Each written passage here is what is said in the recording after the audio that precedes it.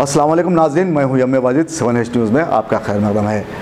अगर आप अपनी मोटरसाइकिलों को घर के बाहर रखते हैं और इसके तय काहली से काम लेते हैं तो अब आपको होशियार हो जाने की ज़रूरत है, क्योंकि मंगलहाट में पेश आए एक हादसे में नामालूम अफराद ने घर के बाहर खड़ी एक मोटरसाइकिल को आग लगा दी है।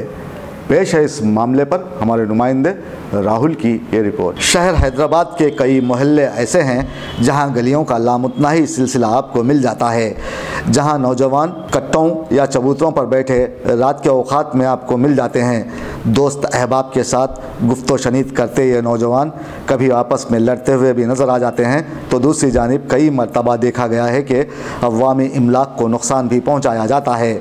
ऐसे ही एक वाक़ये में घर के बाहर खड़ी एक मोटरसाइकिल को नामालूम अफराद ने आग लगा दी और राह फरार इख्तियार कर ली, जिसके बाद मंगलहाट में थोड़ी देर के लिए हालात कशीदा हो गए।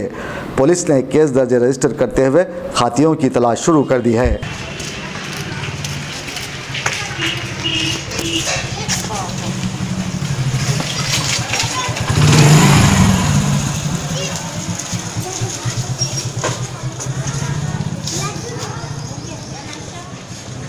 हमारी न्यूज़ आपको कैसे लगी? ज़रूर पसंद आई होगी, तो फिर देर किस बात की? लाइक कीजिए, शेयर कीजिए, सब्सक्राइब कीजिए।